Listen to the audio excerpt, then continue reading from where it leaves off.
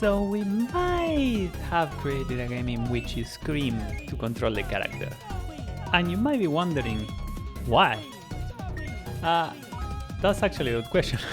Let me show you. Earlier that day. What a beautiful day to make a video game. Now we just need to sit and get started and... NANI? Where is my stuff? All your precious controllers belong to me, human. And so, without the money to pay the ransom, we decided to make a game with a microphone. So we decided to make a game that is gonna be heavily inspired on Flappy Bird. But first we need some assets for our game. A quick search on the internet and we found it. The one, the only.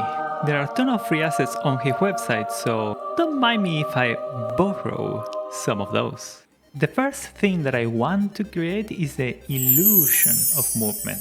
You see, games lie to you all the time. You don't believe me? Okay, let me show you. Okay, wrong effect. Give me just 1 second and this is what you see. And this is what really happening behind the scenes. We use a trick called Parallax scrolling, which is using different planes and moving images at different speeds to create the illusion of movement. And if you want to go to the speed of light, just change the speed. Now we just need to add the character in our game and hit play. Well, at least the background is moving. And now we add physics to control our character. And since it's really hard to control the player with the mind, let's program a controller. Coding time!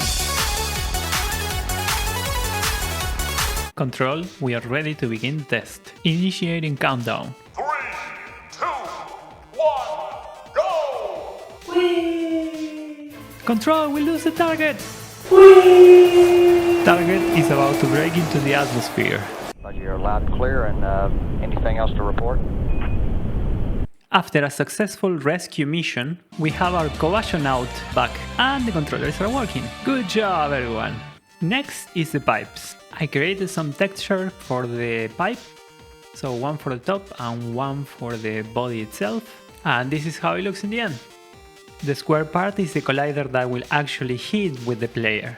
Now it's time to procedurally generate the pipes. We can control how fast will they move, how often will they spawn, and the size on the hole of the middle. So, time for a bit more coding. As an experienced game designer that I am, we are just... I don't know, move this thing and move this one here and I have no idea what I'm doing. And the result is this monstrosity of a level.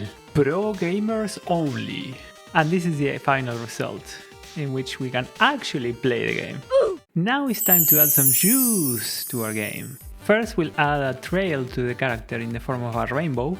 And to do the rainbow we actually use a shader. What is a shader? It's a program that runs on the graphics card for each pixel every frame. And how does it work? That's simple. We just grab the texture saturation, we mask the value using a floor node, doing the absolute value, we apply a color value to add saturation, and tada! Rainbow! And this is the final result.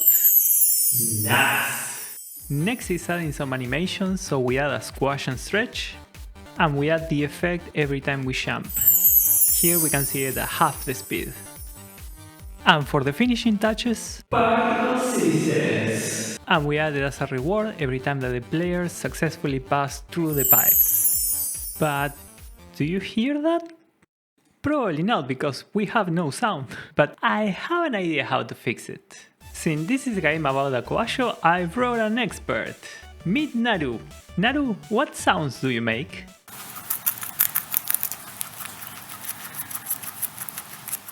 It appears Naru is a bit busy at the moment eating, so I got some sounds. So time to add it into the game. Quee, quee, quee, quee, quee, yes. Quee.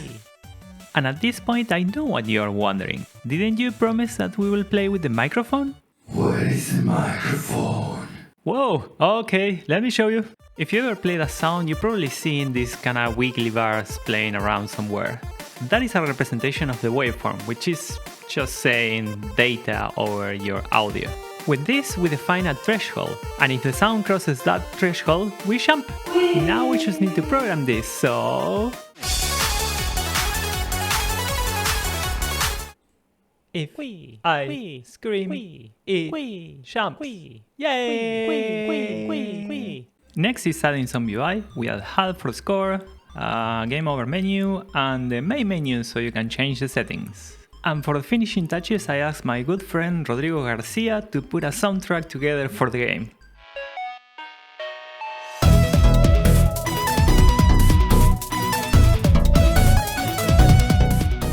Thanks, Rodrigo.